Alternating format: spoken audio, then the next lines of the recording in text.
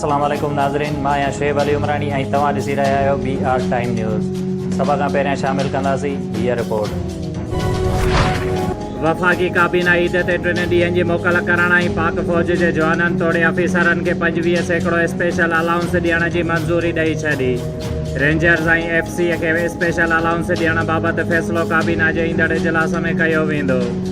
वज़ीर अज़म जी सदारत हेठि वफ़ाक़ी काबीना जे इजलास ऐं अॻूणे वज़ीर अज़मनि, वॾनि वज़ीरनि, रिटायर्ड जजिस ऐं ब्यूरोक्रेट्स खां वाधू सिक्योरिटी वापसि वठण ऐं तहरीक लबैक पाकिस्तान ते पाबंदी बरक़रार रखण जो फ़ैसिलो। हुकूमत जे इत्तेहादी काफ़लीक खे मर्कज़ में वधीक हिकु वज़ारत मिली वई। वज़ीर अज़म इमरान ख़ान काफ़लीक जे मोहन सिलाईअ खे वफ़ाक़ी वज़ीर बणाए छॾियो। मोहन सिलाई वफ़ाक़ी वज़ीर थी वियो। मोहन सिलाईअ खे आबी वसीलनि वारी वज़ारत जो कलमदान बि ॾिनो वियो। MQM ऐं GDA खे बि हिकु वधीक वज़ारत मिलण जो इम्कान। मुल्क में कोरोना केसेस में वाध अचण खां पोइ SOPs ते अमल कराइण लाइ NCOC पारां पाक फ़ौज जी मदद वठण जो फ़ैसिलो। बैनुल अक़वामी फ़्लाइट्स खे बि वधाए 50% कयो वेंदो। ईद ते तफ़रीह मागन वेंदड़ रस्तनि ते बि सख़्त चेकिंग थींदी। NCOC मूजिबि मुल्क में हिकु ॾींहं में 5 लख खां वधीक शहरनि खे कोरोना खां बचाव वारी वैक्सीन लॻाइण जो हदफ़ मुकमल कयो वियो। कोरोना वैक्सीन लॻाईंदड़नि जो अंग बि 2 करोड़ खां वधी वियो आहे। सिंध जे ट्रांसपोर्ट खाते मुसाफ़िर गाॾियुनि में मुसाफ़िरनि जा कोरोना वैक्सीनेशन सर्टिफिकेट चेक करण लाइ ख़ुसूसी मुहिम शुरू करे छॾी। इंट्रासिटी ऐं इंटरसिटी बसनि अॾनि ते गाॾियुनि में ख़ुसूसी टीमूं वैक्सीनेशन सर्टिफिकेट चेक कंदियूं। आलमी बिरादरी समूरनि मुल्कनि खे कोरोना वैक्सीन जी हिकु जहिड़ी फ़राहमीअ वारे अमल खे यकीनी बणाए। दादूअ जे कचे में जतोई ऐं शाहानी बिरादरीअ जे 2 धुरियुनि में ज़मीनी तकरार तां अॻूणे वफ़ाक़ी वज़ीर ग़ुलाम मुर्तज़ा जतोईअ चयो आहे त गवर्नर जे अचण बैदि असांजी ज़मीनुनि ते कब्ज़े जी कोशिश कई पई वञे। ज़िले पुलिस तोड़े इंतिज़ामिया बि धुर बणियल आहे। रेलवे मुलाज़िम घर वेठे पगारूं खणी रहिया आहिनि, जंहिं सबबि हादसा थी रहिया आहिनि। रेलवे में हर महीने सियासी बुनियादनि ते भर्तियूं कयूं वेंदियूं आहिनि, पोइ उन्हनि खे पको करण लाइ रस्तो ॻोल्हियो वेंदो आहे। चीफ जस्टिस गुलज़ार अहमद जा रेलवे भर्तियुनि वारे केस में रिमार्क्स। अदालत रेलवे जे 80 मुलाज़िमनि खे पको करण बाबति फ़ैसिलो मुअत्तिल करे छॾियो। पंजाब इरसा जी बि ॿुधण लाइ तयारु नाहे। TB कैनाल में ॿीहर पाणीअ जो छोड़ वधायो वियो आहे। पंजाब जे दरियाउनि में ॿोॾि जो अलर्ट जारी कयो वियो आहे, पर सिंध ऐं बलोचिस्तान में ॾुकार वारी सूरत हाल बरक़रार आहे। आपाशी वारे सूबाई वज़ीर सोहेल अनवर सियाल चयो आहे त बरसातुनि बावजूदि गुज़िरियल ॾींहुं गुड्डू बैराज वटि 3000 क्यूसेक पाणी घटिजी वियो। इंतिज़ामी नाअहलीअ सबबि सिंध जे मुख़्तलिफ़ शहरनि में हिकु ॾींहं जी बरसाति पाणी ॿिए ॾींहुं बि नेकाल न थी सघी। सूबे जे अक्सर शहरनि में बरसाती पाणी रस्तनि ते बीठल। दादूअ में बरसाती पाणी तलाउ जो ॾेख ॾियणु लॻो। पिथोरो वेझो क़त्ल थियल ॻोठाणे जे केस में PPMA अमीर अली शाह जवाब तौरु नामज़द। ग़ुलाम नबी शाह में 8 महीना अॻु क़त्ल थियल शौकत समो जे केस में अदालती हुकूमत MA अमीर अली शाह जो नालो जवाब तौरु शामिल कयो वियो हुयो। टंडो अलयार पुलिस जी बलोचिस्तान में कार्रवाई। इल्ताफ़ जिस्कानीअ जे क़त्ल केस जो मुख्य जवाबदार असलम रिंद गिरफ़्तार। ज़रियनि जो चवणु आहे त जवाबदार असलम रिंद जी गिरफ़्तारीअ लाइ 3 ॾींहं अॻु पुलिस टीम बलोचिस्तान वई हुई।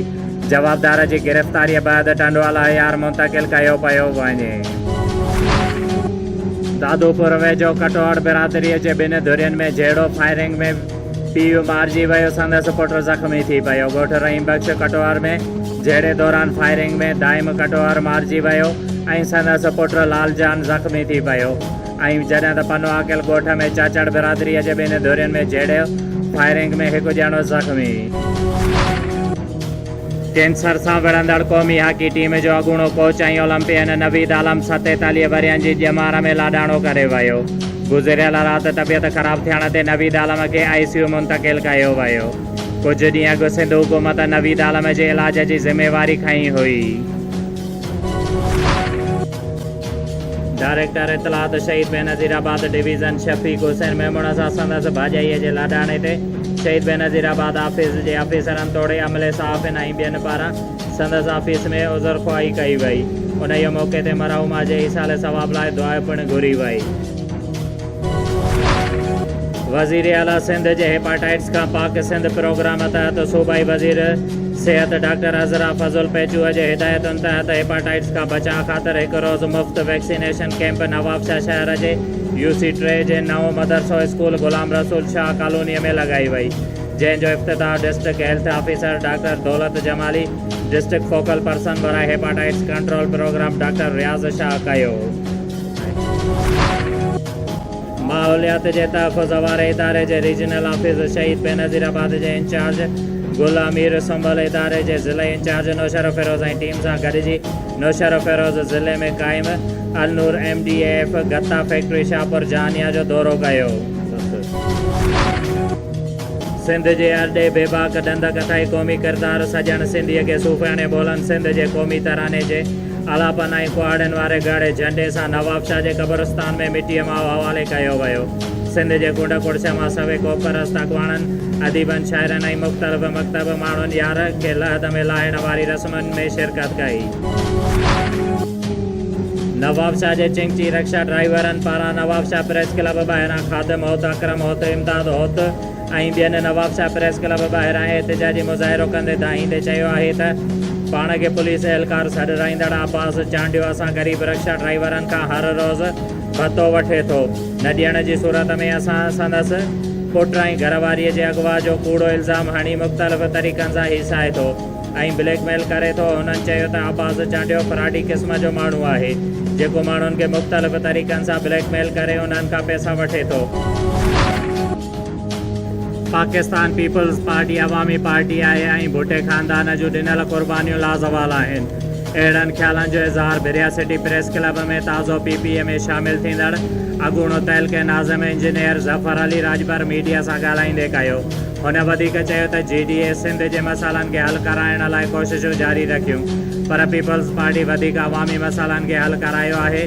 मां तहलके नाज़िम तौरु इलाइक़े जी ख़िदमत कई आहे ऐं हाणे बि पंहिंजी ज़ात बदिरां आवाम जी ख़िदमत करण लाइ ऐं इलाइक़े जे मसाइलनि खे हल कराइण लाइ पीपल्स पार्टीअ में आयो आहियां। मुंहिंजो वालिद ऐं असांजो ख़ानदान असलो को पीपल्स पार्टीअ में रहिया आहिनि। मां पंहिंजे पुराणे घर में आयो आहियां। उन मौक़े ते ज़फ़र राजभर बिरिया सिटी प्रेस क्लब जे सहाफ़ियुनि जा थोरा मञींदे चयो त हितां जे सहाफ़ियुनि सदाईं अवामी मसाइलनि खे उजागर कयो आहे, जॾहिं त बिरिया सिटी बाईपास खां प्रेस क्लब ताईं PP वर्करनि ऐं जियालनि संदसि मथां गुलनि जी वर्खा करे शानदार इस्तक़बाल कयो। शोएब अली उमराणीअ खे ॾींदा इजाज़त। वधीक ख़बरुनि ऐं अपडेट्स लाइ ॾिसंदा रहो BR टाइम न्यूज़।